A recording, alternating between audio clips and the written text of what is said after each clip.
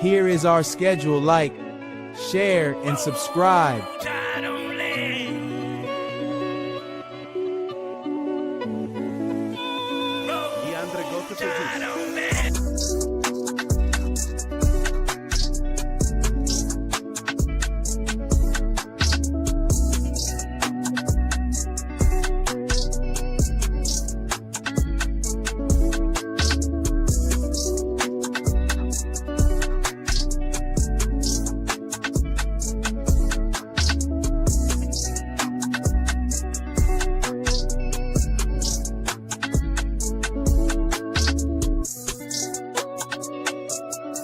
Glad you chose to stop by the channel today. Just wanted to give you an opportunity to really become a part of this community here at the Coach Smook Network. We like to call ourselves the AAA family. The AAA stands for authenticity above all. We just want to give you an opportunity to become a part of this community because we're growing and we're doing something special here as a fan base, not just for Alabama, but the fan community as a whole. We're creating an environment where it's safe to be yourself, be authentic, and meet people who share the same passion you share, whether it's for the same team or not. You can do this by becoming a member of the AAA family. You simply start by just clicking the link provided to you by one of the moderators in the chat, or it'll be pinned to the top of the chat. Click that link, it'll bring you to my homepage. When you get to my homepage, make sure you hit the notification button and turn on all notifications. Understand that there are multiple ways to support the channel, and each level has its perks. You can go through and read each perk. As we continue to grow, new perks will be added to each level. One thing we would like to highlight that all AAA members are greatly appreciated. It does not go unnoticed that you have taken time and hard-earned money to support this channel. Once you join, YouTube is going to ask for some payment information, and make sure you monitor your subscription dates. Also, if you really want to get interactive with the community and find out what's going on, think about joining our Discord family. This is where you can get into all the fan talk of the community, and also there are networking opportunities. Please be mindful that there are rules and that we expect everyone to treat everyone with respect. Also, if you're looking to partner with Coach Smook Network or sponsor, please hit us up at coachsmooknetwork@gmail.com, and our staff will get back to you in a timely manner. I'm your boy, Coach Smook of the Coach Smook Network, and I thank you for supporting this channel.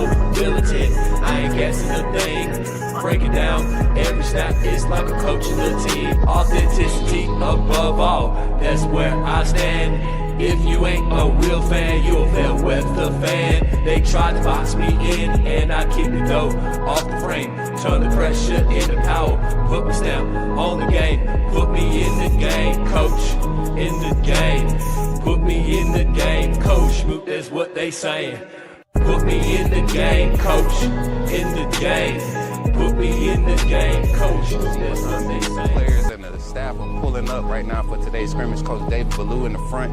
Y'all can see everybody pulling up, man. And boys over there, look at Deontay.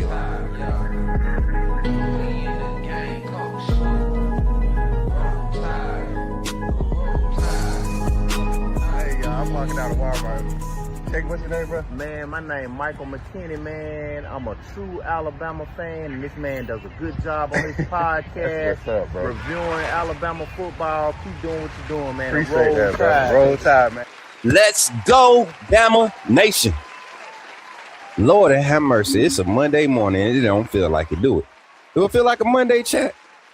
I don't know. Maybe it's just me. Welcome into the Coach Smook Network. Here with Coach Smook and the AAA family, man. We here. We excited. I see the numbers jumping up this morning. Y'all up early on a Monday morning, kicking it with your boy after a great live last night. Can't wait to see what today has in store. We're going to we taking our shift. I told y'all this channel was taking a shift. We're not changing who we are. We're bettering what we do. All right. And so this morning, we're not gonna waste no time. We're gonna get into the conversation.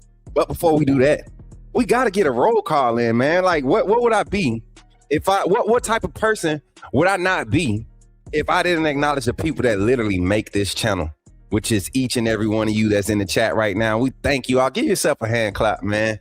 Give yourself some applause here today, man. I'm excited to get into the conversation today. Let's do a morning roll call right now. Let's get it going. Let me see what beat we got for y'all today. Let me see. Let's see. Go ahead, Jordan. Mr. Wright on the ones and twos got the tunes ready for the roll call. Shout out to Zach for being in the chat this morning. Let's go, Roll Tide. Dominique in the chat this morning, Roll Tide with the nieces. Roll Tide, welcome in. AAA family. Greg McKinney in the building. Let's go. Urban Essence, I see you, sister. Good to see you, Roll Tide. Let's go, man. Come on, let's spoil it, baby. My guy Malik, is that Malik? Man, put me in the game. I got you, Malik. Welcome in. Roll Tide, my boy. We got the phone lines opening up, man. Walter Robbins, what's good, my brother? How you feeling this morning? Roll Tide, Roll Tide, Roll Tide. Link, you still hanging around here, brother? Good to see you, man. Good to see you. Roll Tide, man. Roll Tide. Let's see, what else we got? Who else we got, man? That's all we got for now. Okay, that's it. That's everybody that want to check in right now. Shout out to the 69 in the chat between all platforms. Shout out to the TikTok family. Antonio Snell tapping the screen over there. Give it up for him. Who else? CJ, I see you. Byron for Bama, I see you. A little early crowd. Look, we don't expect to blow the roof off every time, but when we do, we do. We know y'all gonna be here soon. Yo, shout out to Big Jason, man. What's good, Jason? Hall of Fame Jason in the chat, man. Show that boy some love, man. Appreciate y'all for tapping in this morning. Agent K. I can't. I almost said it. He almost caught me. I won't even. You got to get a wristband. That way you can do all the whining you was doing a few months ago, and then last week you can do that. You certified. You able to whine with that wristband. See, it's a different thing when you actually invested into the brand and the network and the community, right? And you get that wristband. A lot of things can be heard differently because you're not against me. You're not here to stir up nothing. You just got your opinion, but you really support the growth of this network. So with them wristbands, you get certain. It's like having your nieces and your nephews over, playing with your kids. And if some go down in that room, right? Your baby in there crying, you gonna go in there. You ready to defend your baby. That's how it is when you with a wristband. I don't care if you was wrong or not. You part of the family. You got that wristband. I can respect that. But if you one of them lurkers that just come around here to troll and cry, complain, and then aggravate the chat, gotta get you a doggone wristband if you want to stick around and have some fun around here. And I ain't got no shame in saying it. I ain't begging for subscribers and followers. I beg for likes. And the only people I won't liking my stuff is the people that's gonna be real. We only like authentic likes. Appreciate Doug for being in. My brother Roll Tide, man. Good to see you, Doug. Brian Lewis, good morning, my brother. Good to see you, Roll Tide. See, they got wristbands. Malik, make sure y'all hit that like button. Y'all better hit the like button. Tell them, Malik. If y'all don't, I got security in the chat right now. Malik, you security today. We putting you on the shift today. How about that, man? y'all give it up for the chat, man. The Kinesis, everybody. Appreciate y'all. We here at the 11-minute mark, y'all. Let's get into our topics of conversation today. We're not going to spend a lot of time kind of dressing it up today. We're just going to break it down. We've done this for 3 seasons now, right? The first end of the season evaluation we did, we were already transitioning back to our channel in 23? No, that was 24. No, the end of the 23 season. Yeah. And then 24, we did a full independent postseason review. And then, so this will be our third postseason review. We're going to do some grades, man. Y'all know me. I'm going to do a normal school grading scale, A, B, C, F. Ain't no D's in this doggone. Ain't no D's in here, you know what I'm saying, Paul? You know what I'm saying? Ain't no. It's the extended scale type stuff, man. We trying to get to the root of some of these issues, man. And then we're going to be able to factor in some of the things that we're currently dealing with some of the recruiting, some of the portal visits that we're seeing happen, some of the guys that jumped in the portal that aren't necessarily, looking to leave. They're just trying to find value in themselves, or maybe it's just certain situations. So we're going to grade it out today, and then we're going to open the phone lines, and we got a topic of conversation. Mary J, can you get that banner up for the topic of conversation? I don't need to see that overall grades right now. He don't even know what he's talking about yet. Kaniz, he talking about an overall B-. I guarantee you just set that off of impulse. We're going to break it down, man. We're going by position group, and I think once we average it out, it's going to be cool. Call-in topic of the day, once we open the phone lines, at the plan is to open at 9:15. So yeah, we'll be able to open the phone lines around 9:15. We're going to have 3 calls today. 3 calls. Have room for 3 calls today. And they're all going to be 7 to 10 minutes long.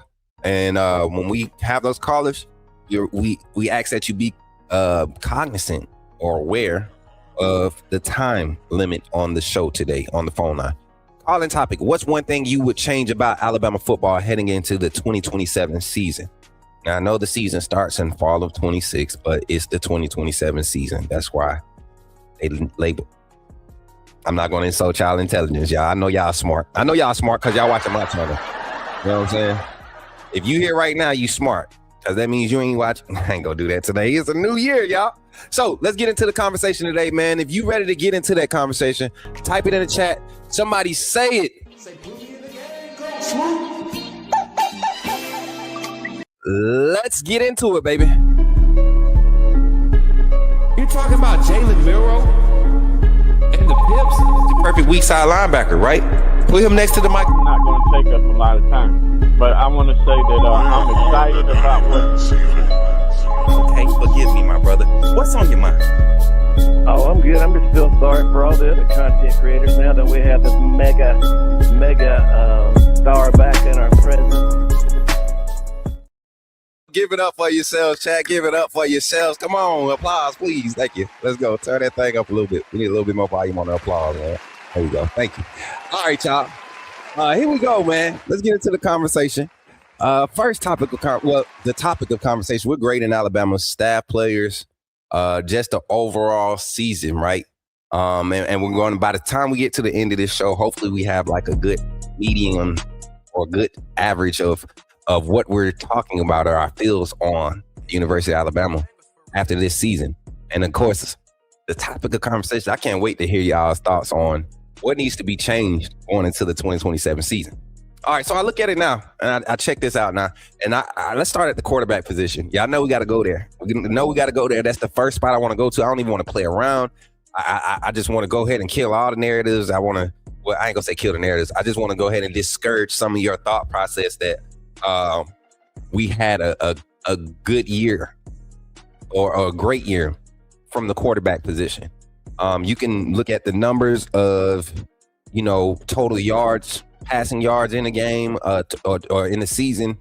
You can look at the total amount of touchdowns from Ty Simpson. You can look at everything that he did that in some retrospect is positive. You didn't have a whole bunch of turnovers. He didn't have, 12 interceptions. But he also didn't have 40 passing touchdowns. I don't think I've ever seen in especially in recent years, I've never seen a quarterback with close to 34, 35, 3,500 yards. I'm about to pull the stats up now. I want to say it's 3,500 passing, 28 TDs, right? 28 passing touchdowns. Tied 7th for nationally in passing touchdowns. Interceptions, tied 16th. So he in the top 20 for throwing interceptions. It wasn't a bad passing year across the nation. It looks like everybody played pretty solid protecting the ball. Yards per game, 237. Passing yards per game. Completion percentage, 63.9. 305 for 470. So you throw 400 something passes, you're supposed to have at least 3,000 yards. You know what I'm saying? You throw 400 passes.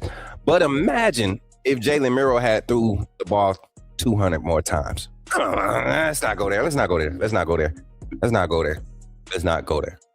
Because I'm just going to make this point. I'm going to do my evaluation. I'm going to let y'all live. I'm going to let all the top believers to continue to believe. But the film will continue. And it's funny how they try to turn on one play out of the 16 plays that he done already messed up. One play where the offensive line might have messed up. They want to blame the O-line now. Oh, now we can't. It ain't his fault. We can't run the ball. No, we don't run the ball because we're missing on opportunities in the passing game. There's a certain part of Ryan Grubb that wants this offense to be pass driven. It's okay. That's fine. That's a new wave. It's a philosophy. It's worked for other teams in the past. You've had pass heavy offenses win the national championship in recent years. LSU under Joe Brady. They were a 68, 32, something like that. 68%, 70%, almost 70% pass play calling team that season with Joe Burrow, his second year. And I even look at Michael Penix's production in this system. The first year, his first year back at Washington, it was the same type of statistics. He had more interceptions, right? But he had 28 passes downfield completed. I think on the season, Ty Simpson, 20-yard passes more, has only had 7 20-plus yard passes. And we're talking about this was the quarterback. That was a goofy in my chat. I mean, there was a consumer in our chat. I'm sorry, y'all. I'm trying to change, y'all. I'm really trying to change. But there was one in our chat in the comments, and he was very adamant about Ty Simpson not having help, all of these other things. And I said, have you watched any other games? Can you show me any time Ty Simpson threw a player in stride? He did it twice in that game against Oklahoma, right? Late in the game, after he had underthrew 4 passes before that. The Georgia game was his best throw of the season, and it was dropped by Ryan Williams. I can't think of a better, like, even the pass to Lachier Brooks against Oklahoma to start opening it up. That was underthrown, man. If Lachier Brooks doesn't break his momentum to come back and get under that ball, man, it's a wasted down again. Third down. Turnover on down. Because he can't throw a receiver open. Kill the narratives about injuries and all that. Never was there official report about injuries. So every fan that's complaining or trying to take up for talking about he's been injured, that was never an official report. And you know what? We do live in a day and age, right? In this college football era, where you have to, because of NIL and collectives, there's nobody getting by not mentioning injuries. It doesn't help you strategy-wise. Because you go out there and if you having issues around the quarterback or the wide receiver ain't 100%, one little snap and it's the wrong move and you out. And now you facing legal. No, I guarantee you, Kevin DeBoer and his staff is under enough heat. They're not going to let the medical side of things come under question, come under fire. So kill that narrative. Evaluation of the quarterback position. I think Ty Simpson is a good game manager. I ain't going to say great game manager. I'm going to say a good game manager. But when we talk about being able to hit the deep ball, I need a banner. We can slow down and scroll in the comments. Quarterback evaluation. Quarterback room evaluation. Ty Simpson, I have to give him a C minus. A C minus on the season. One, he struggled with calling out the right protections, making his own protection adjustments. And we're not talking about whose fault it is, right? We're just talking about the results of what was happening. Right? And I look at it and I say, well, if they trust him, and it might be incompetence in the OC, it might be that. But if they trust him to make these adjustments, he's making adjustments to hurt himself. It seems like, and this is funny, he makes the adjustments and it's like he's putting himself in bad situations as if he's already pre-planned to escape the negative somewhere. So I look at it and I'm like, man, if you're going to slide protection and, leave space for a free rusher, are you planning to evade the pocket? Are you planning to move the pocket? Are you planning to roll with the slide protection that you're calling? Are you not going to tell your running back to cover your weak side or your backside? Like, so just the lack of understanding for what the offense needs to have done is showed in that aspect for Ty Simpson. Now, Austin Mack, Keelan Russell, I'm going to put them together. I think for the type of quarterback play that they got to sit behind and evaluate, as much as we feel like those two could have gave us a lot better chances to win games decisively and put us in better position in some of the games where we lost, I think the Oklahoma game would have been tough for either one of these quarterbacks coming into that game. I think that would have been a different. But if you got a quarterback that's utilizing his legs and not making stupid decisions because they're calling the wrong slide protections, or they're getting a call from or a call from the OC and they're seeing different signals on the sideline. Like that's the type of stuff. It just shouldn't be that way. So Keelan Russell and Austin Mack, every time they came on the field, man, nothing but positivity. Nothing but positivity. Even the end of the Indiana game with Austin Mack. I knew going into that game, if we didn't have a good game, at the offense, I ain't gonna say I knew. I had a feeling that if we weren't having a good start with the offense, which we didn't, at 20 snaps, if we hadn't produced any points, we should have pulled them. And Austin Mack, his legs, he would have been comfortable by the second half. That would have been a different game. Time of possession is affected once you got a guy using his legs. Come on, man. So for what they had to sit behind and kind of persevere through, not saying that Ty was atrocious in playing, but seeing a lot of those deep balls, Austin Mack has a strong arm. It may not be the most accurate, but that boy will let that mug rip. He's throwing a 65, 70-yard bomb. Keelan Russell's arm might not be as strong, but his timing and the way he layers the vertical ball, why do we not give it an opportunity? Because we've seen it. We've seen it in I've seen it in fall scrimmages and spring scrimmages, and then we saw glimpses of it in pickup time, garbage time, whatever you want to call it. So I'm gonna give those guys a B+. I'm gonna give those two a B+. A B+. I ain't gonna give them an A- yet. Well, Austin Mack can get an A-. That young man, he proved me wrong. the way that he ended the fall camp, I didn't expect him to, turn over that leaf the way he did.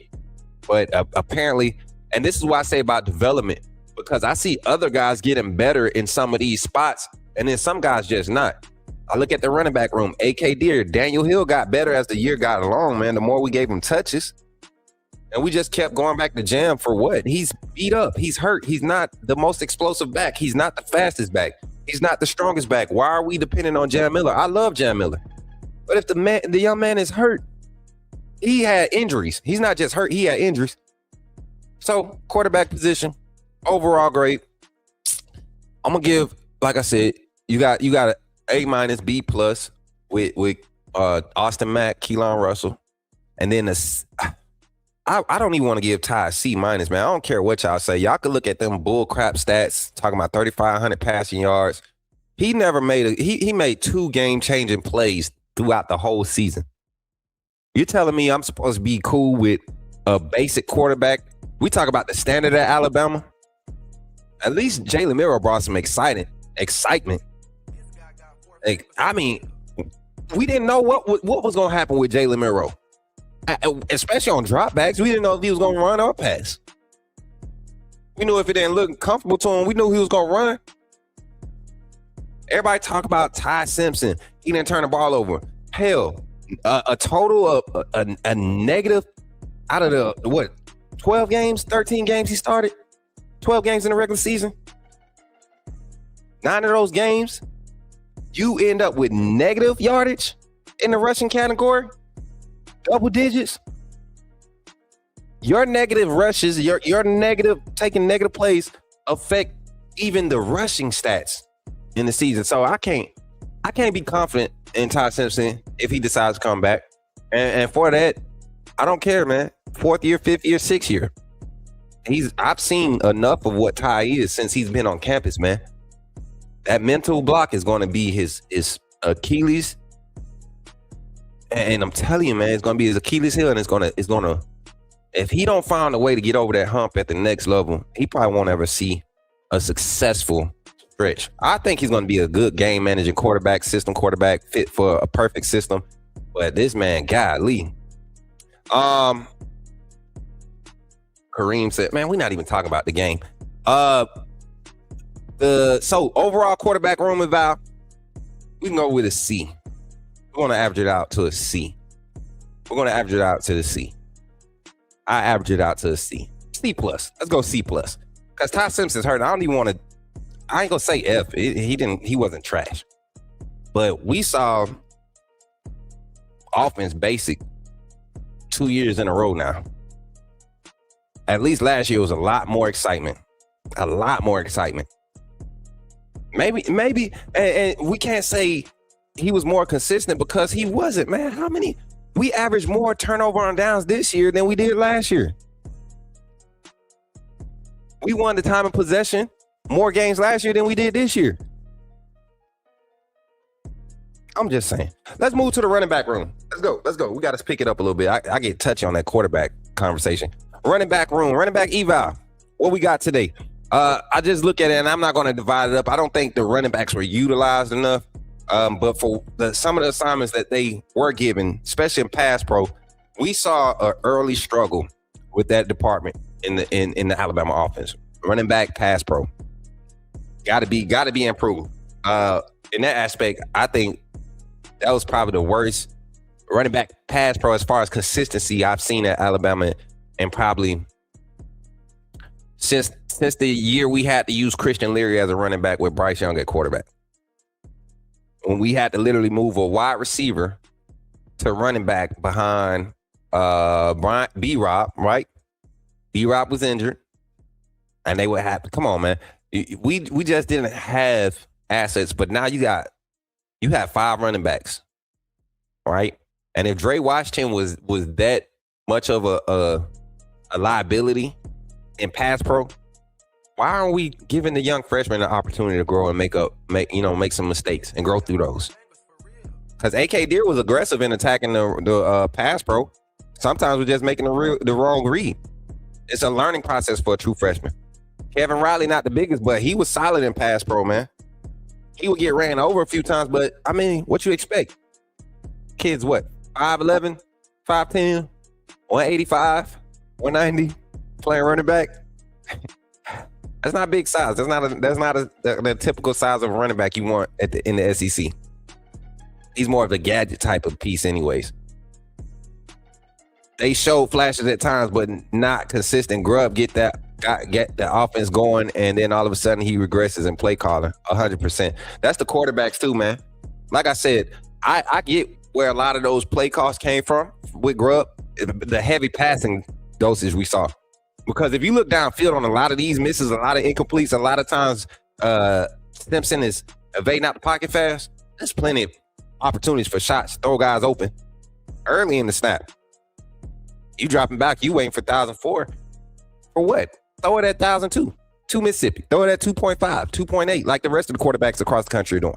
Anyway, I look at the pass pro to running backs. Boom. They struggled in that. Vision.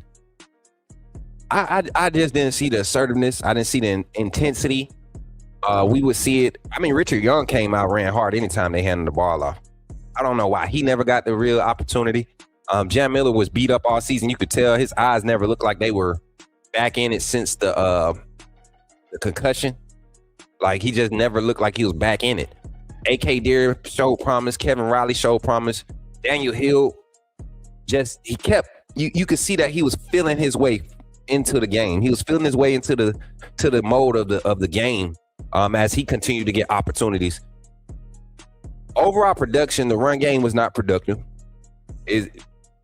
My opinion is, in due in large part to the offensive play calling. But you look at how they affected the team in other ways. They definitely were assets in the passing game. A lot of checkdowns that were converted were to the running backs this season, right? A lot of the big runs that we were able to have, they were basically, the one time in a game that you would see the running back actually be assertive. So overall, I'm gonna give these running backs a C-. Excuse me, y'all. I'm gonna get a running backs a C-. There's really nothing.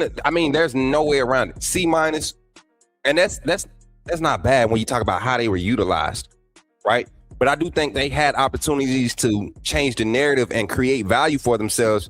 If they, and I mean across the board, AK did probably the only one that was really aggressive in his running style. Hard nose, get behind your pads, make it happen. AK did, he came in with that attitude since spring.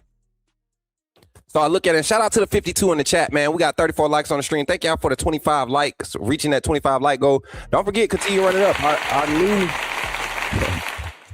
tempo was now. Jordan tempo. Damn.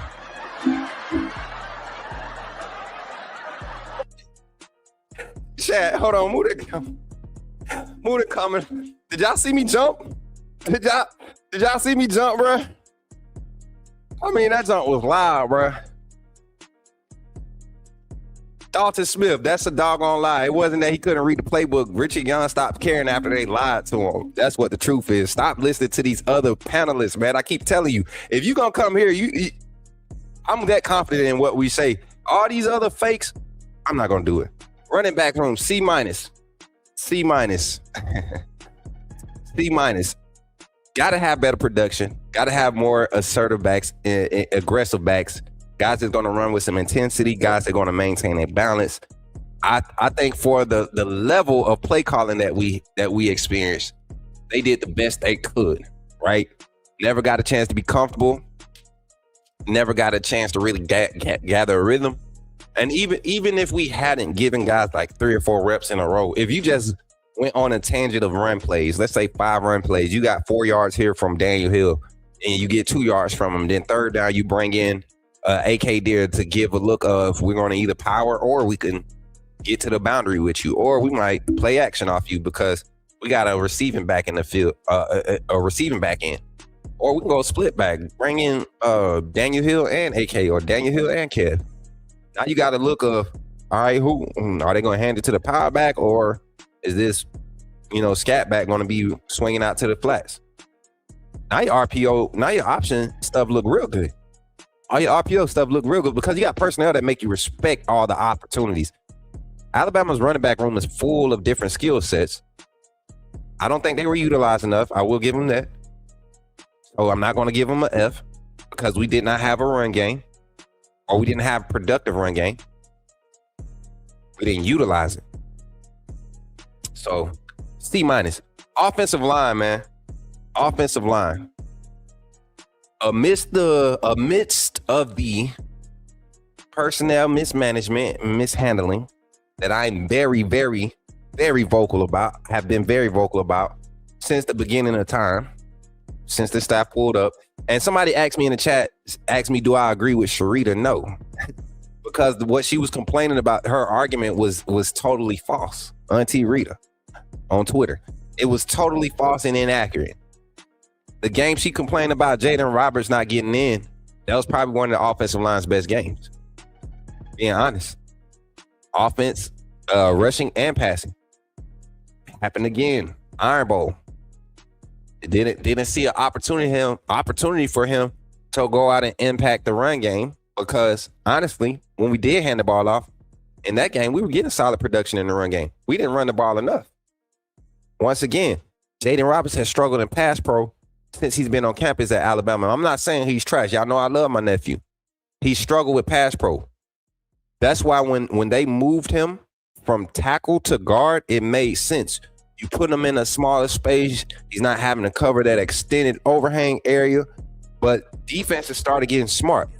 They started wrapping that overhang, and he was struggling with that in pass pro. Seeing the things outside of his vision. That's what he struggled with. And it's an evaluation that even NFL scouts have said about Jaden Roberts, 2 years ago? Being that he's out of eligibility now. But these are reports that we were getting when we were talking about possible draft prospects. I thought Jaden Roberts could have went this year and went late third, early fourth, and somebody would have got him on a roster and saw his natural physical skill sets and developed him in that pass pro. That's all he's missing because the run blocking was never an issue. So, and then also on the other side, seeing Cam Dewberry and Geno Vandermark rotated like they were, I don't think there was a need for a lot of situations Geno was used in this year. Now he's played some good spot minutes, spot snaps, when guys tweak their ankle or something. But I think you had Will Sanders there that came in early in the season. They were bringing him in on a lot of them heavy sets. Like that's what confused me about the play calling. We were seeing heavy sets come in, 5 yards, and then we handed the ball off, or we giving a look of heavy run and play action out of it, hitting the guys in the flats, rollouts, like stuff like that. What happened to that? What happened to that, Ryan Grip? But anyways, O-line, man, Wilkin Formby in the portal. That might not be an actual move. It might just be something that happened. I do honestly believe, regardless of personal opinions, I would have started Jaden Roberts. I would have started Jaden Roberts and Michael Carroll. It wouldn't have been Wilkin Formby at guard. He's not a guard. He's not going to get big enough to play guard. He's actually a decent tackle. I just don't think he's a right tackle. And Caden Proctor played solid this year. Caden Proctor played solid. He lost very few matchups this season. He didn't get caught out of phase a lot this year. Very proud of him. Cam Dewberry played good while he was healthy. Parker Brailsford played great. You had some backups, like I said, Will Sanders coming in, Michael Carroll, a true freshman, right? Jackson Lloyd, I don't know if y'all remember the Georgia game. He had to play a few snaps in that game. So overall, I think production-wise, even though we did not see their effectiveness in the run game, I got a question before I make this point. And where we at? We're at 9:12. Look, we got about 10 minutes before the phone lines open. Thank God. 15, we're going to open at 9:30. I got a question. And I'm going to ask y'all this, and I want y'all real thoughts. And I don't want to put it in a poll because it's going to require like some explanations. But do y'all think, I want y'all to go look at and really hear me out when I say this, chat. Go look at Coach Saban's early years and the offensive coordinators, the run pass ratio, all of that. And look at the yard per carry average, like in some of those early games. Like a lot of times, defenses, LSU, we had one of the strongest rushing attacks in 2011. We had one of the strongest. And LSU held us to like 40-something rushing yards in a half. In that 9-6 loss, they held us to like 40-something rushing yards. And that wasn't like a unusual thing for Bama. Like, it would be games where we would go into the half with 47, 50 yards, 56 yards rushing. But the attempts was always up. You had at least 20 rushing attempts in the first half from under Coach Saban. This season under Grubb, you would only go into the half with like 10 rushing attempts, 11 rushing attempts. And so when you factor that in, it's not that the offensive line couldn't block. I don't think they were getting enough opportunities to actually lean on the defensive line. That D-line get the fire off every play and put the O-line on their heels majority of the snaps. For our O-line to hold up and pass pro like they did, giving Ty Simpson an average of 3.98 seconds in the pocket. Almost 4 seconds in the pocket. Pressure rate dropped. You're talking about a total of 40 pressures, less than what we saw last year, and people wanted to say Ty Simpson is better than Milroe. Milroe didn't have time. We're talking about pressures in one season. Anytime you start getting over that 40 mark, that's bad. That means you're averaging like 7 to 9 pressures every game. And that's the bottom line. That means some games you're averaging 14, 15. Some games, Milroe got pressured 19 times in a game last season. So the offensive line definitely improved. Personnel mismanagement was huge. But as far as production, offensive line, I'm going to give the offensive line a B+ on the season. Talk all the BS feelings you want. Run up the stats, look at the stats. I tell you to turn on the film. Even in the Indiana game, for the amount of experience that they possessed on that side of the ball, they matched up personnel-wise, right? The experience that they had, our O-line gave Ty Simpson and the offense plenty of opportunities in the first half. Within the first 25 snaps, we should have had at least 7 points. Could have had 10. Could have had 10 points in the first 20 snaps. Offensive line did their job for the most part. I think if you find some more development assets for them to coach them up, get some more pieces that actually fit the scheme that you're trying to develop, it would be better. But overall, offensive line, we're going to give them a B+. I don't know if my my producers fell asleep in the back, but was waiting for that banner. There we go. Thank you. Roll Tide. All right, and then let's move to the wide receivers. Wide receiver eval. Jordy, you could change that beat up. Let's get that chill talk beat on. Wide receiver eval. All right, so check this out, man. Y'all know I'm a wide receiver. Former wide receiver athlete, right? And that's what I kind of specialize in, is in the coaching aspect. Wide receiver development, coaching wide receivers. When I look at this wide receiver room, I was going to be heavy on them. And I know I've been heavy on Ryan Williams, but I can't anymore. I did that in more so in response to the fact that fans wouldn't believe me when I said the young man would struggle. It's a part of the circle of life when it comes to football. Talents like that makes such a big noise, a big boom on the scene, out of nowhere, unexpectedly, they garner a different level of attention than everybody else on the field. And when you're an elite player, you know that. You know that people, Jeremiah Smith, you don't think he's facing double teams and triple teams and bracket coverages? DeCorian Moore out there at Oregon. You don't think he's facing bracket coverages and things of that nature?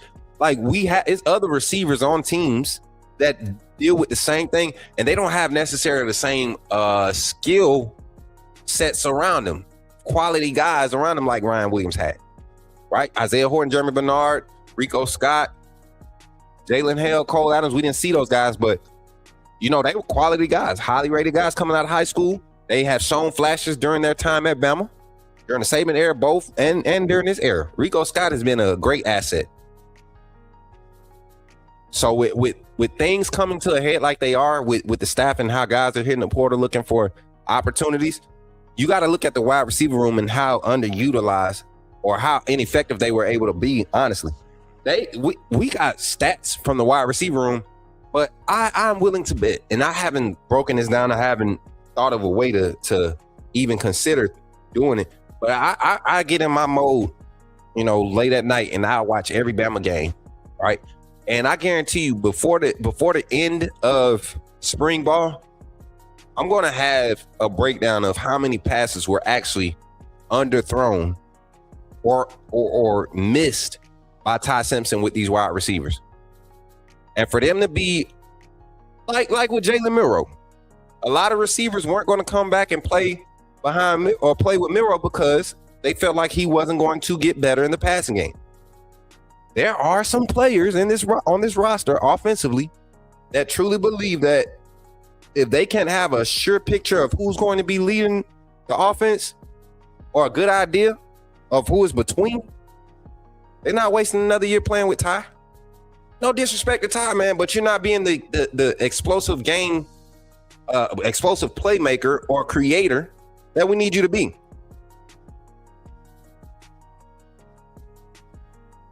Jeremiah is having a crazy efficient year. He had a crazy efficient year. To be dealing with like legit double coverages, come on, bro, stop. Y'all want to defend that boy so bad. Listen, wide receivers: Ryan Williams, I'm gonna go in order. Jeremy Bernard, Isaiah Horton, Rico Scott. Hell, Isaiah Horton, Jeremy Bernard, Isaiah Horton, Lachier Brooks, Rico, Ryan. All those guys that got serious opportunities to really impact the game. When you put those guys together, you look at the production from each one of them. I'm not going to do individual. I think overall we could do better in catching the ball, right? I don't care how bad of a pass it is. If it touches your hands, you got to catch it. Our two highest targeted receivers both of them were top 15 in drops in college football this year. I know y'all sit there and be like, you act like it was only Ryan. The only reason I talk about it being Ryan because y'all act like Ryan's drops were not his fault. Like, come on, man. The big drop in the Georgia game, that really pissed me off. That was no excuse there. That one. And then was it Wisconsin? Who did we play early in the season? Was it Wisconsin or Nebraska? That game? The Florida State game? I don't know how y'all even did it. It kept trying to tell me. And so just like I told that goofy guy, Bama Jeff, whatever his name is, Rich Bullies, about the Ty Simpson situation, I had to do some of y'all with the Ryan Williams thing. He was going to have to face that adversity. If he's ever going to see a quality, productive year again, he's going to have to learn how to deal with that type of adversity. And do the simple thing and catch the freaking ball, man. Catch the freaking ball. That's all you got to do. So, wide receiver eval, you factor in the 5 guys that were able to contribute at a high level. At a high rate, right? And you can look at the wide receivers. You be like, all right, that's a B-, right? But you look at what wasn't utilized and what's currently still on roster, and we haven't heard anything about them hitting the portal. Like I said, I'm talking about the Derek Meadows, the Lachier Brookses, right? Those guys that got opportunities. Derek Meadows didn't necessarily get more opportunities after their injury. But you look at what those guys could have done or what they did do with their reps, I think you had a good rounded group. If we had better personnel management, I think this wide receiver room would have been a lot more productive. They would have been more in the A- range, the AA- range for me. Having to save the quarterback a lot. It was a lot of BS they dealt with this season when it came to just the play calling. The wide receivers was asked to help out in the rushing game. All of this stuff, B-, solid B- for the wide receiver eval. And then last but not least, the tight ends.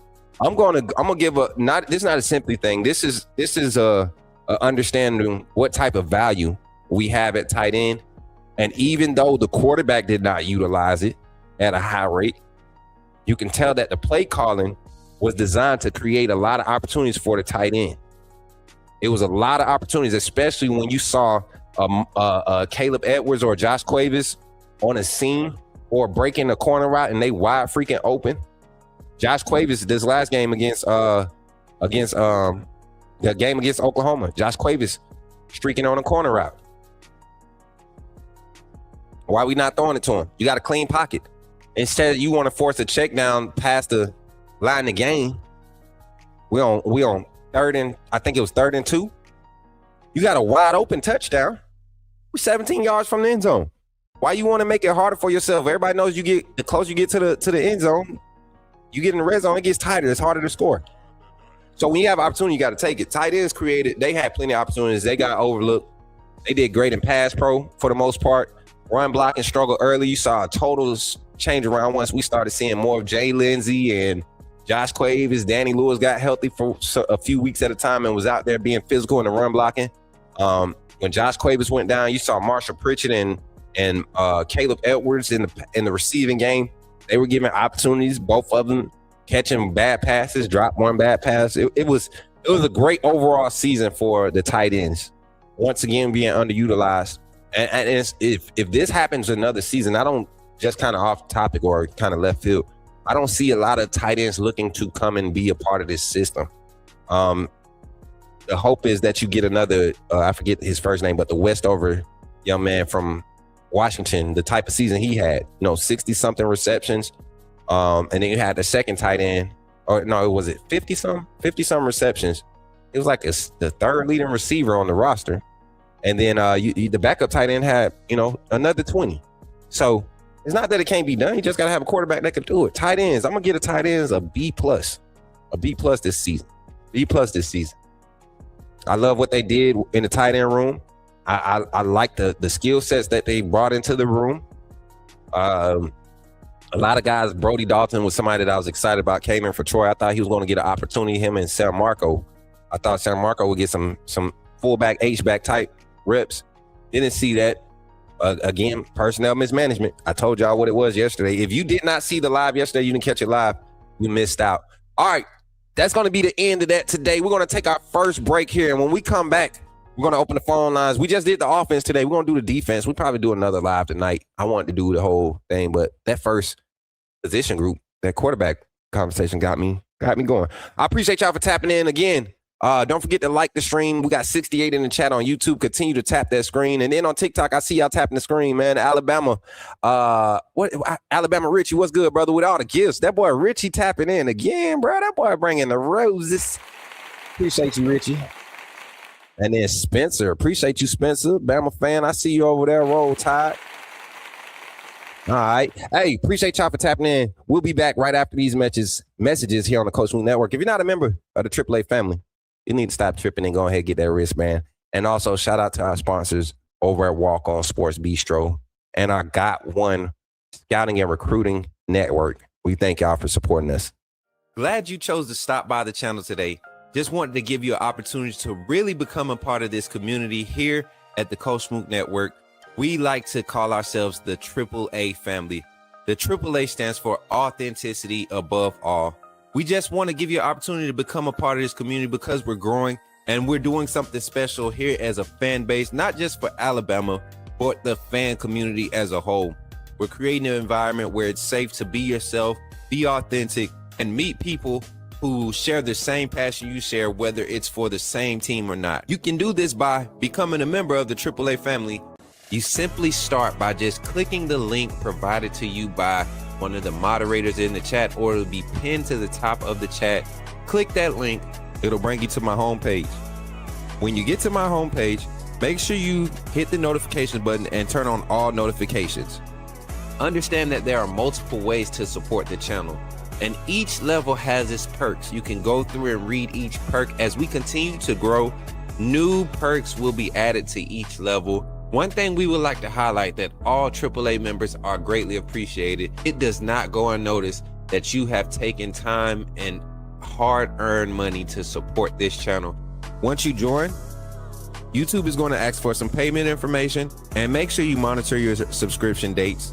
Also, if you really want to get interactive with the community and find out what's going on, think about joining our Discord family. This is where you can get into all the fan talk of the community, and also there are networking opportunities. Please be mindful that there are rules and that we expect everyone to treat everyone with respect. Also, if you're looking to partner with Coach Smook Network or sponsor, please hit us up at coachsmooknetwork@gmail.com, and our staff will get back to you in a timely manner. I'm your boy, Coach Smook of the Coach Smook Network, and I thank you for supporting this channel.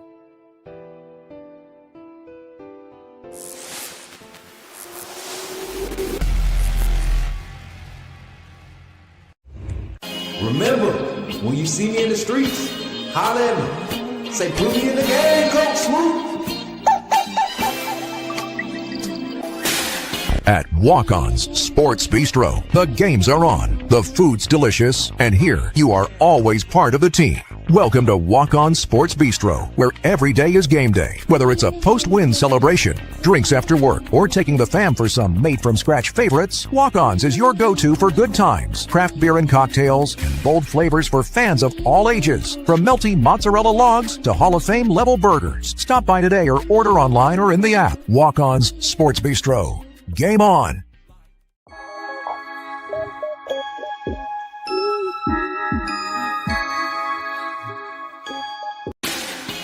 Put me in a game, Coach Smook. Put me in a game, Coach Smook. Like, share, subscribe. You know we keep it live. Put me in a game, Coach Smook. Put me in a game, Coach Smook. Put me in a game, Coach Smook. Put me in a game, Coach Smook. Put me in a game, Coach Smook. Put me in a game, Coach Smook. Put me in a game, Coach Smook. Put me in a game, Coach Smook. Like, share, subscribe. You know we keep it live.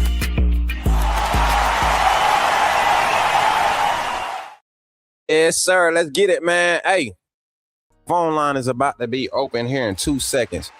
Topic of conversation today, man. Topic of conversation. Can we get that banner on the screen real quick, Mary J, before we put the phone line? Topic of conversation. What's one thing you could change about Alabama football heading into the 2027 season? That's the topic of conversation when you get on the phone line. Try to stay on topic today, man. Don't get the rambling and putting folks to sleep. Let's get some thoughts about something that you would change about, and we'll even specify it even more. What's one thing you could change about Alabama's offense heading into the 2027 season? That's what we'll do. Phone line is open, 334-625-1121. Again, the number is 334-625-1121. Call in, say your name, and put me in the game, Coach Smook, and we'll get you on the line. Let's get it. 334-625-1121.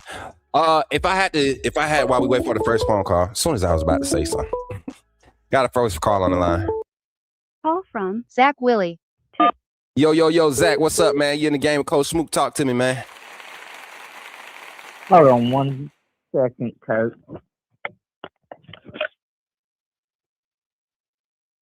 I had to change the audio real quick. I had headphones in and you was low, so I had to take them out so I could hear you better. So Oh, okay. Talk. I thought you was walking in the front door, Zach. I thought I looked around, everybody laughing in the chat. I thought you walked in the front door. I'm like, hold on, Coach. And I started hearing stuff in my house while you was moving around. I'm like, hold on, what the hell? But what's up, Zach? Talk to us today, man. Yeah. But yeah, the overall, I give this team the overall grade.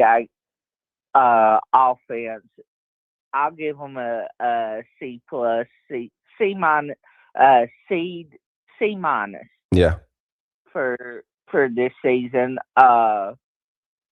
even, and I'll go as far as to say this: I don't blame the sacks on the O-line. In some situations, yes. I more so blame it on Ty Simpson and Ryan Grubb for the play calling and the miscommunication from Ryan to Ty to the offensive line. And I'll even say this, in my opinion, out of the last few years, this was one of our better offensive lines from a production standpoint. And since 2020. Now, am I saying that we're had the best offensive line in the country? Absolutely not. But from what we had with Milrow and from what we had with Bryce, this was the best out of the last three quarterbacks that we've had in this room. And Ty was still making mistakes, you know. And so with this offensive line, it should have only opened up the door for Ty to succeed and not have that mental block to where he feels like he can't do it, you know. And I have to agree with you on this. I think Ty played his best early on, and a lot of his best throws happened early in the season. He occasionally hit one later in the season, yeah, he did, but more so you started seeing the inconsistencies happening from South Carolina on. I think it was before South Carolina. I think South Carolina was like the 8th or 9th game of the season, if I'm not mistaken. Ty to me didn't look good since the Georgia game. When we showed up against Vanderbilt, the run game was the reason why we won that one. And I don't know why we didn't have an epiphany then as a staff. I don't know why the staff didn't have an epiphany then. Hey, maybe we just need to run the ball 30 times with the running backs, and that's going to make Ty be better. Because anytime we hand the ball off or made 25 plus rushing attempts is light, right? You get into that 30, 40 range. Indiana ran the ball against us 50 times. 50 times. Georgia did the same thing 40 times. Like, everybody else seems to understand the balance of being able to, not just being able to, but just doing it.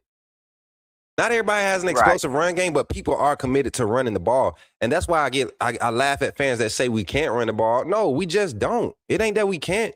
We don't. If you look at our total rushing attempts compared to the rest of the league, I think the only one we're closest to, we're like 140 something attempts behind. So we're not running the ball enough. It's not that we can't, but our yard per carry average is just as good as some of the teams that's running the ball 40, 50 times a game. So it's not that we can't, we don't. Right. And but yeah, and like I said, and South Carolina was where I really noticed it, I guess you could say, and that's why I said South Carolina. But I also can go back in my mind and think of plays that happened, you know, after the Georgia game and realize, oh, wait, it did happen sooner, you know. And so I can agree with you, Coach. But yeah, and the wide receivers and a lot of the drop passes, like we said, was from underthrown balls or balls thrown late or whatever the case may have been. But I still agree with you. We still need to catch the ball, even though they are underthrown or whatever. We still, if it touches your hands, you still need to be able to catch it. And yeah. Yeah, man. I just, for the offense, for the whole overall offense. Hold on, y'all. Y'all remember we got a different time limit today. We're going 10 minutes, 7 to 10 minutes. I'll get y'all the cue back there. You ain't got to turn the music on. I got you. That's my bad. I forgot to reiterate. But nah, Zach, you 100%, man. When I think about the overall offense, I didn't give my overall offensive grade, did I? I did. I said a C minus. I said a C minus. And I think everybody, when we say C minus, it's not because of the numbers. It's just we had explosive plays with Jalen Milroe last year. We saw him run 4 touchdowns in a game one time last year. But when you go back and you think about all the opportunities we missed, you can't help but think that if we take a shot, if we handed the ball off, like with Jalen Milroe, if he handed the ball off, 10 times instead of holding on to it and running himself, in a lot of those games, you feel like it's a different outcome. If he doesn't try to take that deep ball and check the check down, which was his problem, we probably don't see that same type of. So it's always those what ifs, those could have beens, those possibilities. And this year, this is a similar narrative around the quarterback production. What could have been and the possibilities and what should have been. I think it was more obvious this year because of how much passing attack we were privy to early in the season. Ty Simpson in Florida State game, we didn't beat him up. First start on the road, hostile territory, no turnovers, 200 passing yards, very efficient in passing. We said all he got to do is get settled, take more of those deep shots, and he's going to be straight. Didn't see it week 2 either. We didn't see it week 2. The big play where Ryan Williams came back week 3 when we played, was it Wisconsin? We had Wisconsin. We had the Badgers. The Badgers came in week 3, and the screen pass, that was like the only big play of that game from Ty Simpson. Everything else was just basic. It was routine.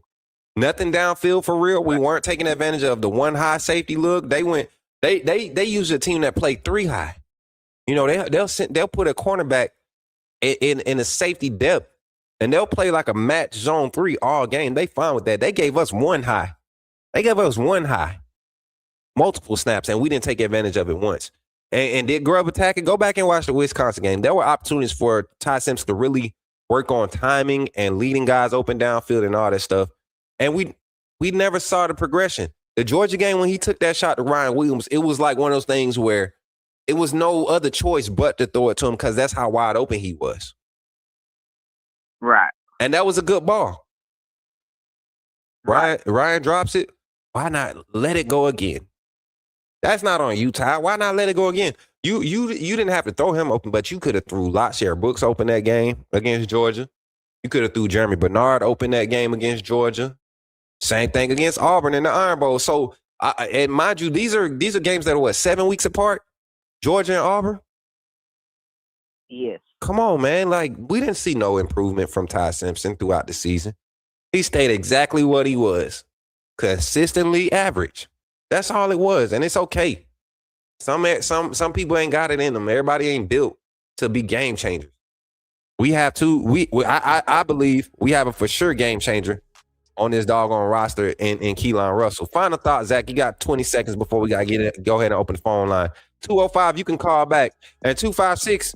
You better stop texting my doggone phone line with these crazy takes and stuff. You better call in. This man, I'm just now realizing who the hell is this. I don't know who it is. I asked him. Zach, go ahead, man. Yeah. Final thought. Yeah. And again, I agree with you, Coach. He was average all season.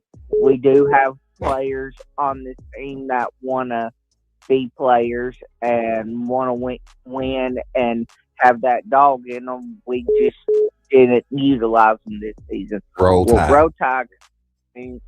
Smook and Roll Tide to my AAA family. I'll holler at y'all later. Roll Tide, Zach. Got another caller. Call from It's Mike. Yo, Mike, you in the game with Coach Smook. I hope I caught you before. Okay, yeah, we got you. Mike, you in the game with Coach Smook. Talk to me, man. Hey, brother. Happy New Year. Same to you, brother. Look, good to hear your voice, man. Good to hear everybody that's calling in since I forgot about New Year's, y'all. I forgot all about New Year's. Like, I just been so grinding and getting over that sickness. I know it's a new year, but it didn't feel festive. You get what I'm saying? Oh, yeah. I'm glad it's a new year, man. We got the 2025 out of the way. I think I was a little late calling in, but I think your topic right now is 2026. What would we like to see changed? Going into the 2027 season. The 2027 season, which is this fall 2026. Okay. What changes would we like to see offensively? That's the topic of conversation on the line offensively. Today. Yeah. All right. So I don't mind a pass-happy offense as long as you can complement it with successful running game. Right. LSU threw for yards. They had incredible wide receivers, but they had Clyde Edwards-Helaire putting up 1,400 plus yards.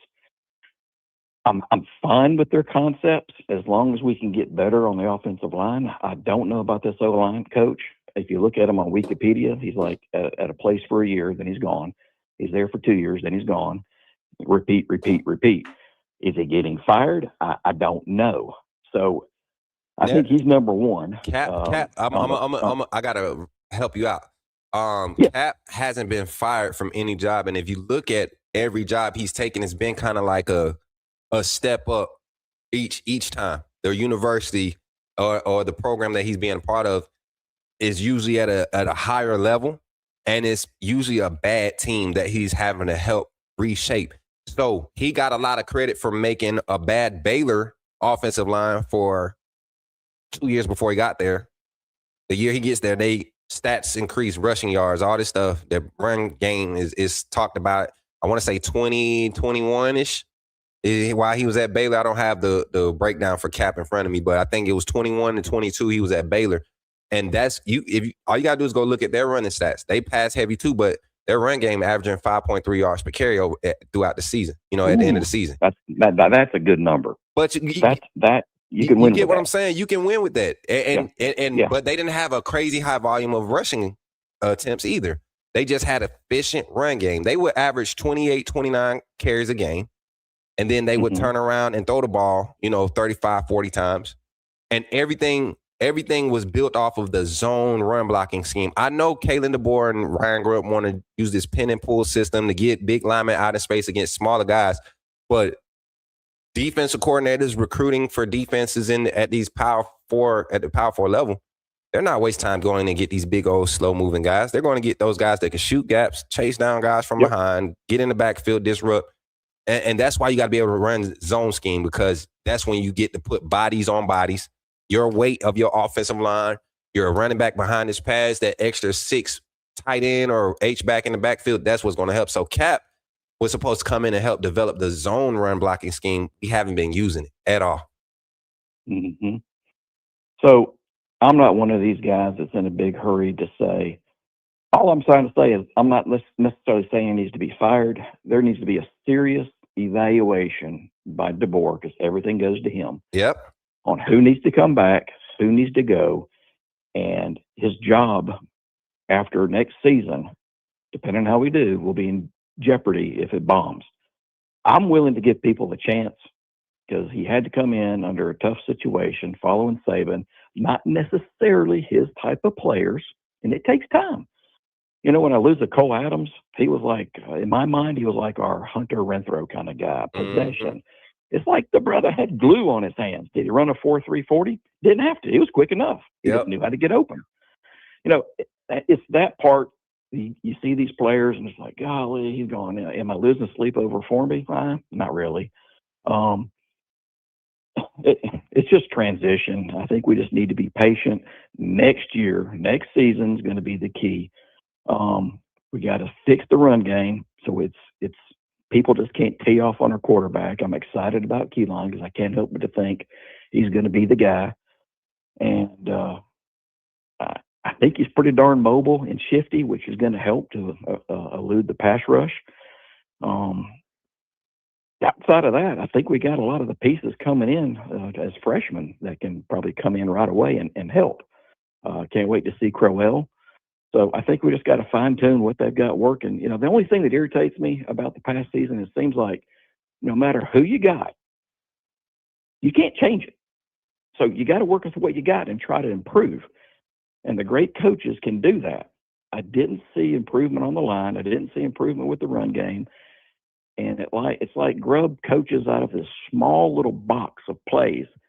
And, I'm on the outside looking in, and it's easy to criticize. But I'm just worried. I'm a little nervous, but I'm willing to give people another year, because I think year 3 is going to be the key to see where we're going to go forward. Do you agree? I do, and I think you get I wasn't making the face at you. I don't know if you're still watching the screen, but I'm trying to figure out why I got this comment on the screen still. Like, come on, we can remove that one. I'm over that. I actually paused it, so I'm not sure what was said. Nah, I'm just saying, man. I think one thing we can agree on is that when it comes to mechanics and development, I don't think that Cap was. I don't think I've ever highlighted that he's developed any great offensive lineman. Mm-hmm. I've never said anything like that. I just always loved his run blocking scheme. Like, his job coming to Bama was to be the run game coordinator. That was part of his job as the offensive line coach, and is always naturally going to be either the tight end coach or the offensive line coach as part of your run game coordination. You know, you usually have two coaches within that side of the ball working as far as coordinating run game. Then you got your wide receiver coach that's usually pass game coordinator with your quarterback coach, right? And I just don't feel like I don't think the right responsibilities were handed off the correct way. One, personnel mismanagement. I talked about it in my live yesterday. Two, when you talk about just scheme not matching and fitting, it looks as if things will be happening in practice that they were so happy about. And once again, and we'll talk about this in some later conversations, Ryan Grubb just kind of evading what's working. You know, we're not going to break down the coaches today, but when we break down the coaches and really do our evaluation on them, I think that's going to be a good conversation for a lot of people. The topic of conversation today, what are we changing going into 2027? I think utilization of offensive line could be something that I think people would sit back and be like, you dang on right. How we use our O-line. Because, man, I miss our physicality. So I would say, look at how these boys was playing week 2, week 3, week conditioning. You get what I'm saying? Like, look at how they was playing going into that Georgia game, bro. They played Georgia. We matched physically in Athens. Then we turned around, even though it wasn't a great game. Vanderbilt out physical them. Missouri. Yeah, we ran into a Tennessee squad that came in with some fire. Like, all of these had top 15, top 20 defenses that we saw, and our O-line was really being physical and giving us opportunities. I just talked to the last call. I said, look, man, go look at the game where Jan Miller first week back, full game, not the Georgia game, the Vanderbilt game after that. We had 100-yard rushing because we ran the ball 37 times. Yeah, but like you and I have said in the past, it's like we're successful doing something, and then it's like the paper's crumpled up and thrown out the window. We do something different, and back to 1 yard, -2. Yeah. You know, strength and conditioning, I don't really know. He's like a more new age type of exercise guy. Are the kids, do you know, are they mandated like back in the Saban days? Hey, this is your goal. You've got to hit weight. You've got to hit this on these weight lifts and stuff like that. Are they made? Do they have to honor whatever they're trying to do? Or are they really emphasizing the process in the gym? I'm going to say this. What Alabama's doing is what everybody's trying to learn to do. And Michigan has been doing it. Texas has been doing it. You get what I'm saying? Ohio State has been doing it. Indiana had it at one point. Yeah. Like we're talking about strength and conditioning as if I don't remember us getting outmanned or anything until our defense had been on the field 30 more snaps than what the offense had been. I don't get what some of y'all are seeing. Now, I get points in the game. I love how the fans do this, man. Y'all could go and point out the one time something went wrong. I just talked about this with Ty Simpson. When you can make a case that it's not his fault, but look at the other 20 times that we had opportunities to have positive plays or positive production, and it ended up being negative because of his decision making or his lack of decision making. That affects everybody else. The quarterback got to be able to literally lead, man. Your mentality has to show through your play. And if you play nervous and play scared, it's only so much your offensive line gonna do to protect you and keep you clean. It's plenty of times you go back and watch, man. It's plenty of times Wilk and Formby or wash a dude upfield on the edge, watch him upfield, and that's creating a lane for Ty to step up in and at least press the line of scrimmage get lateral as you get closer to the line of scrimmage, and Yeah, see he wasn't good at that. work your scramble drills from that, or just step up in the pocket and let Wilk and Farmer continue to carry that dude and wash him through to the wash end, and your pocket is still intact. It wasn't a lot of stunts that hurt Alabama early in the season because we were being able to capitalize off of the few opportunities that we were getting.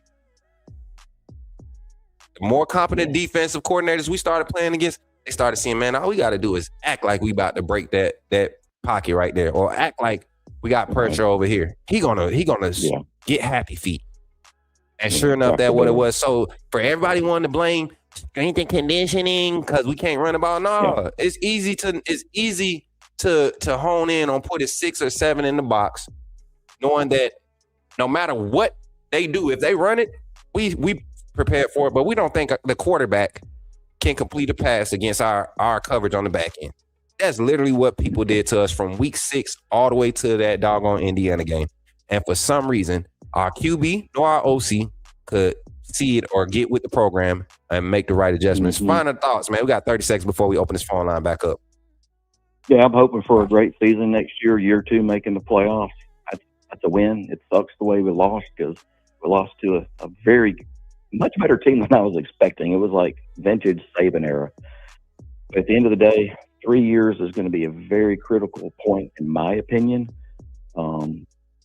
I can't help but to believe Kalen knows a lot more about football than I do. So I hope he sits down and reevaluates everyone. Bringing in Derek Nix, huge addition to our offense and recruiting. So that's only going to help us. I'm just looking forward to it, man. We got a bunch of good kids coming in. We're losing some, but that's new age football. It is what it is. Mm-hmm. I appreciate the call. Facts. 100% Roll Tide, man. Appreciate you for calling in. Roll Tide, buddy. Roll Tide, man. Oh, he sound like he getting over that cough and stuff like I am, man. Hey, I pray for all y'all that's dealing with these little sicknesses and stuff, man. All right, let me get into some of these comments because I'm disappointed with some of this is hypocrisy I'm seeing in the chat.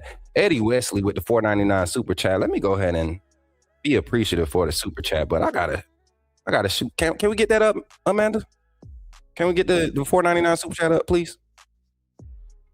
Or are we in the back taking breaks again? Okay.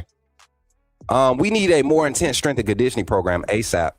You know, it was funny that Justin O left Alabama, right? Went to South Carolina. Our strength and conditioning program is way more intense. I feel like I'm maximizing my capability. We get in the game against him, he get ran over by Kevin Riley. Or Kevin Riley's breaking the tackle. And y'all talking about running backs not breaking tackles. It's not due to strength and conditioning.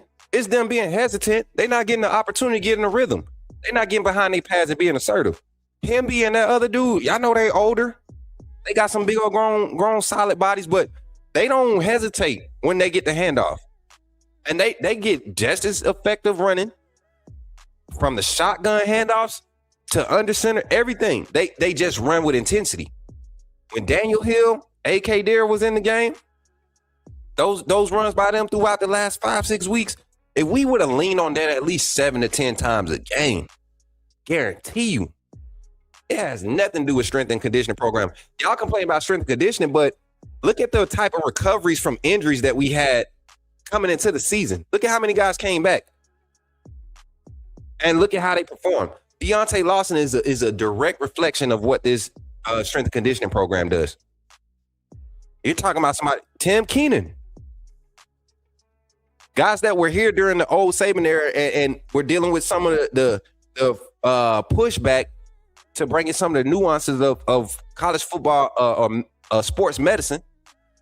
Alabama has one of the best medical staffs in college football. You have NFL pros that come and use the same medical facilities and everything at the University of Alabama. Like, I don't know. Thank you for the $4.99 super chat, but I don't agree. I don't agree with that. I believe it takes a coach 3 to 5 years to get their organization to where they need to be. Could catch a lightning in a bottle, but takes a little, don't happen overnight. Show me one that has had the crazy first, second year, right? And then it's sustained. Coach O, somebody, this dumb dude in our chat and I'm gonna say dumb dude because he really was a dummy. He came in here on one of the videos and he said, "Go get Coach O." We talking about the same Coach O that went under 500, or was it 500 a year after? A year after the Natty? He didn't make the Natty in his first 2 years. Oh no, it was his second year. He got Joe Brady, and we know Coach O wasn't calling the offense or the defense. He had an NFL D coordinator and a NFL offensive coordinator. Come on, man. And a bunch of experienced position coaches, not coordinators, a bunch of position coaches. I think this whole project, and this is kind of off topic, phone line is still open, 334-625-1121. We got about 10 minutes left on the phone line, y'all, before we close the show out after the phone call segment. But I think we in a space now. We in a space now that this old school mindset, and I laugh at Kareem. He talked just like his boy. I laugh because you talking about get a coach that's gonna slap somebody and talk. That is, it's gonna be another school somewhere that's gonna pay them $5,000 more, and I'm just saying $5,000. They're gonna pay them $5,000 more to not have to deal with that, and they're gonna play them. It's way more ways. I didn't have to be one of those coaches that cussed at my kids and snatch on their helmet and stuff. I knew the good coaches, they learn how to get a good perception or get a good consistency of what the team offers as character, right? A lot of these kids ain't having to grow up rough like we did. Cameras, everything out there. You got to be able to play the field the way that it's set. Play it to your advantage. I'm not about to risk it. I'm not going to risk getting the kid up out of here that I know I recruited to develop or see develop in my system. And because he ain't on the sideline, busting his head up against a freaking brick wall or helmet bumping with no helmet on. Like, come on, bro. We good. That fool said, and Ty Parker will say, I remember that fool said, get Coach O, though. That's the one that kind of threw me out there. I was like, ain't no freaking way this fool said. It's the blocking scheme to me. Yeah, I think we're seeing a battle of two experienced coaches, and somebody don't want to yield to the other. And somebody said it in the chat too, or on the phone line. It falls on Kalen DeBoer. It falls on Kalen DeBoer to go and check his staff and to reestablish some boundaries. And if Ryan Grubb is gonna keep giving them problems and keep giving them lip, acting like he ain't gotta listen there, he's the golden jewel to the puzzle piece. I'd rather deal with a year Nick Sheridan calling the offense again. And with Sheridan being gone, man, we got Derek Nix, who's he was an assistant offensive coordinator at Auburn. Auburn's offense, man, under Freeze, if they had a quarterback, they would have been way more dangerous than what they were. They would have. I mean, DJ Durkin, the way he brought that team into the Iron Bowl, come on, man. The way that offense was able to make plays, you had what's his name out there playing like he was a doggone Heisman contender with such confidence, playing with confidence. The quarterback, I forget his name, man. I was at that game, so I saw the momentum and all that energy. Got to believe in yourself first. Keep it simple. Facts. Appreciate the $5 super chat there, Savage 545. That man said we need a more intense strength and conditioning program. Y'all must ain't never seen, like, they do have, videos and stuff of these players' workouts and stuff, like their docu-series and everything. They get some real intense workouts. Trust me. And I don't even see how you can focus on, or you can say that when you look at the way that these guys' bodies develop, especially like the incoming freshmen, even the transfer guys that come over and have to make changes. Like these, and then you got to think the strength and conditioning program, they had to adjust a lot of things that they've been doing training wise for the last, when did Baloo get there? When did Baloo get there, chat? Was it 14 or 16? It had to be 16. It had to be after Kirby and Cochran left, right? 17, somewhere around there.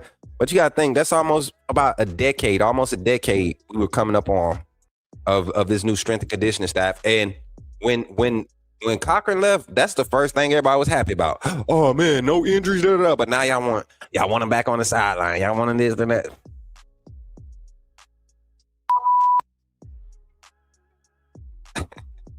That's all I'm saying. Hey, Parker Brusford, yeah, he was gone. And I got another announcement to make, man. We're gonna make it in towards the closeout, man. Dang, I wish I had somebody on Kick the freaking block these bot pages. I've been to their camp and was tired after warm-ups. Come on, bro. Tell them. Like they act like I don't know, man. I don't know. Somebody got to have their life on the sideline. Let me say it nice for the sensitive people. Jeez. What you mean for the sensitive people? Having life don't mean you got to be cussing somebody out.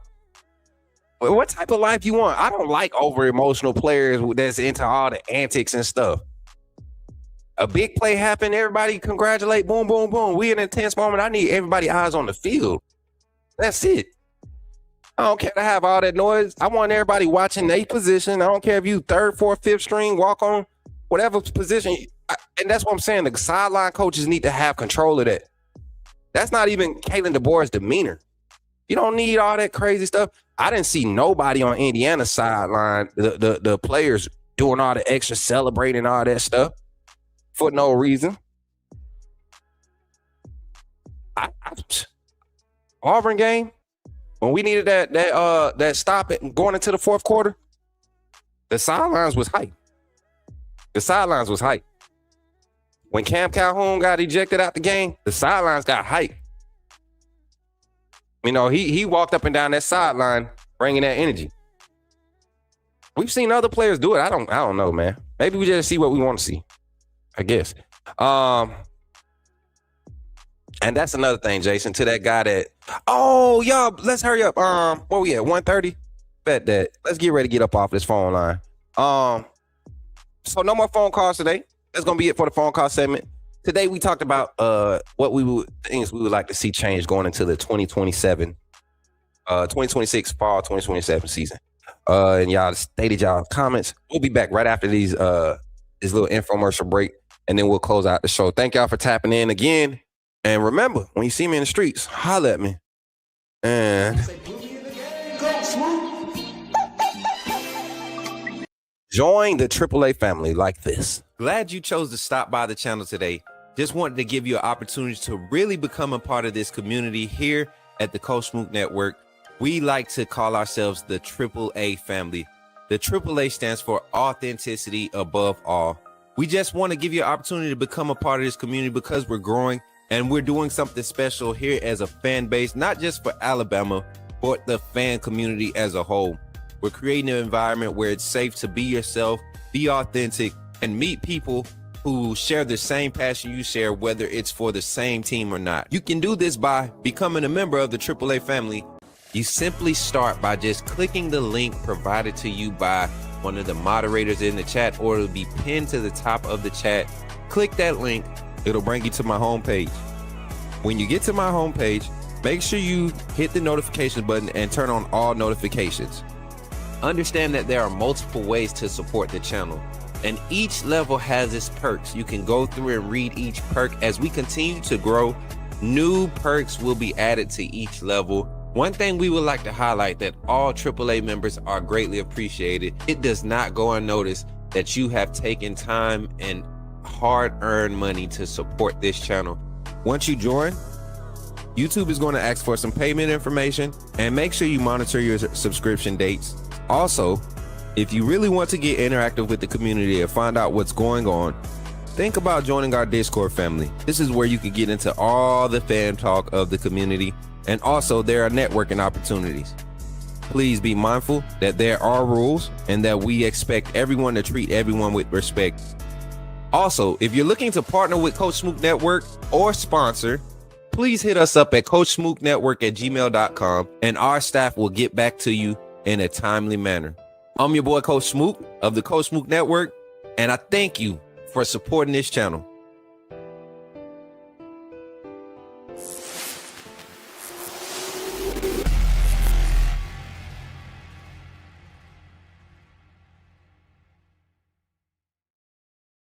Let's get to it, man. Appreciate y'all for tapping in. On our closeout here, let's get to it. Let's talk about it. Final thoughts. Like I said, we did this was a pretty solid conversation. Solid conversation around evaluation. We can get more in depth, breaking down the numbers. I just felt like an overall overview of each position group would be the easiest and most safest way to do it. Now, as we open the phone lines tonight, man, I do want to do a night show. I might not have time to. I got a few meetings. I got meetings all day starting at 2. But if you all have not seen the updated schedule for the week, man, we'll run it through at the end of the show. Once again, shout out to all our sponsors, just so I don't forget it as we get ready to close out.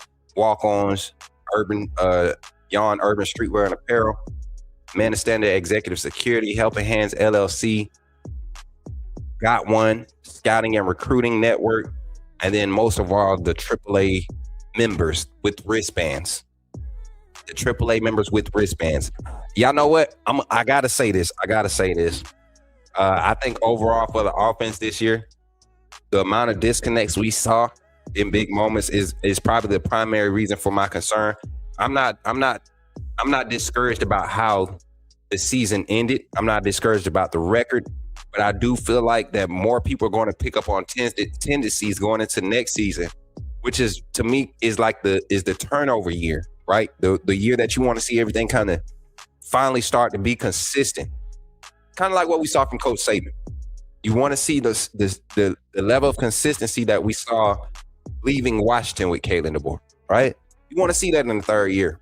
Offensively, if that's going to be allowing Ryan Grubb that pass-heavy style, where do we go to find a skill developing offensive alignment to get guys in the right technique, mechanics, and things over the next 7 months, chat? We're going to have 8 months. We're going to have 8 months to get this corrected. And that sounds like a long time, but it really isn't. When you talk about NCAA regulations on actual practice hours, right? Coaching, interacting with players, there's stipulations on that, on-field work and all that stuff. So going to be good to see those guys using their NIL to get invested and developing the skill sets. But also, can we find an assistant offensive line coach that can come in and help with the development aspect of offensive line? Running backs, can we get a mentality change with the running backs? Can we get assertive, aggressive, running behind our pads? And then also, I think that people have to realize with the wide receiver room, when Jalen Milroe, a lot of passes that Milroe threw was overthrown, right? I don't think receivers were expecting to be underthrown as much as they were this season. What type of effect does it have on their mental approaching the upcoming season? I think they're confident in having Mack and Russell be able to give them those big play opportunities that they are so hungry for. Can they get better in catching the ball? I think it's an easy fix, 500 jugs a day. And that might sound like a joke, but no, I've done it 3 times a week. We used to get the jug machine out in college, and we were pass heavy at Faulkner.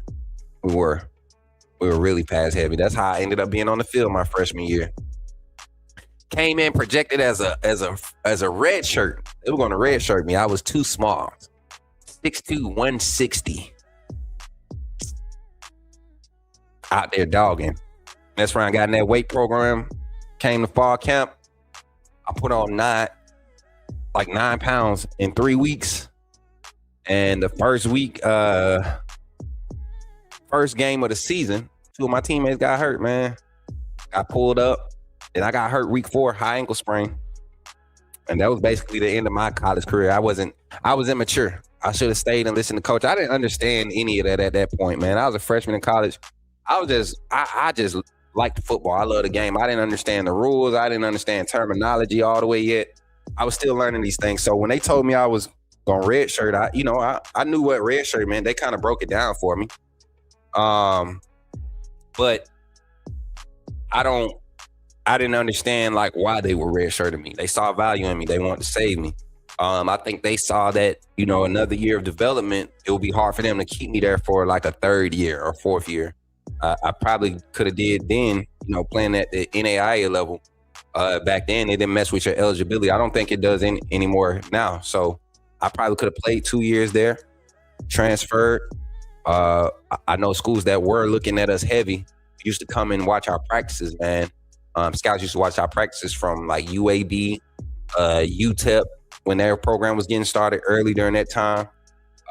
Memphis, like we had kids coming in, like guys talking to scouts, during our not fall camp. Yeah, spring ball after the first season. And you see faces on the sideline and you like, who is that standing over there? Well, these are the networking relationships that our coaches have built there, because at the end of the day, everybody's trying to level up at the collegiate level. If you're an NAIA coach, you're trying to get somebody to see what you're doing at that level. Kalen DeBoer, prime example. So, and for people that always talk trash about what level somebody played at, just because you went to a school don't mean you were better. You chose to go and chase a name just to ride the bench. I was a basketball player and playing football, and I went to a school. I didn't get offered, didn't sign on early signing day. Back then, we didn't really have early signing day. I was a late signee, and then got there, wasn't expected to play. Like, I know I could have been something different if I wanted to play football for real. I didn't love football to play it. I love watching it. I love understanding it, breaking it down, call it, learning different levels and things, the nuances of the game. I don't know. But y'all, appreciate y'all, man. Ruben Foster, linebacker coach. Hey, hey, that boy, I don't see some personalities, some coaches you don't want on the sideline. Like, I wouldn't want Marquise Mays on the sideline. That's a lawsuit waiting to happen. Marquise been got his ass whooped by a couple of them Bama boys trying to talk crazy at him. They been caught his ass in the corner somewhere and jumped on him. He for real, man. A couple of these old heads swear they could get out there on the field now. Or in my prime, man. Come on, man. These athletes nowadays are stupid different. Some of the things they doing coming out of high school, y'all weren't doing it until y'all was crossing over into the league. Stop. Come on, man. That part too. That's why somebody said get AJ McCarron to call the offense. Roll Tide to everybody in the chat. Appreciate y'all for hanging out today again. It's your boy Coach Smook. Thank y'all for all the likes, man. We have 50. No, we got 51 in the chat, 49 likes. Appreciate y'all for the 49 likes. We had a peak viewership of, let's see, as y'all played with us today. We had a peak viewership of 78. Dang, that's how y'all do? 78, we only get 50 likes out of it? That's messed up. Appreciate y'all for the 50 likes, though. We're going to keep grinding. We're going to keep growing, man. Pete Carroll just got fired. What that mean? I don't want Pete Carroll. What do you? All right. Good day, everybody. I appreciate y'all for tapping in. And again, when you see me in the streets, holler at me. Say, put me in the game, Coach Smook. There we go. Roll Tide, roll. I'll catch y'all on the next one, man. Be blessed.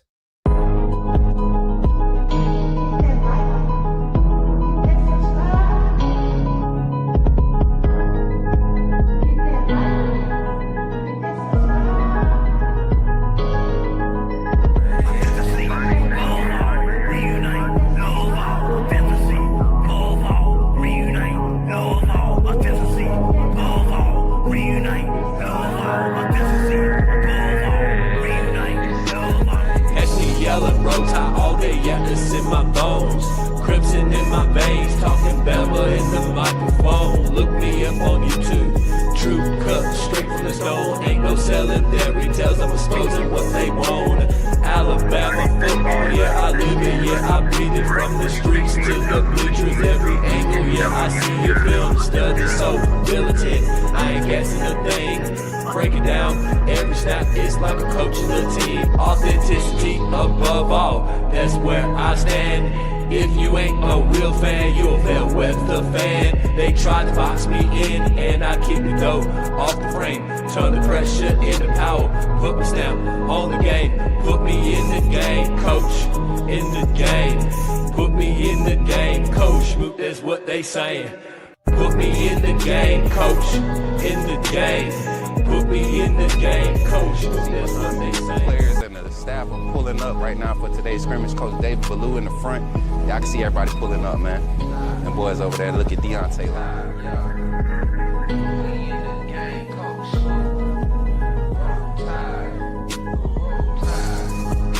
Hey, I'm walking out of Walmart. What's your name, bro? Man, my name Michael McKinney, man. I'm a true Alabama fan, and this man does a good job on his podcast. What's up, bro? Reviewing Alabama football. Keep doing what you're doing, man. Appreciate that, bro. Here is our schedule. Like, share, and subscribe.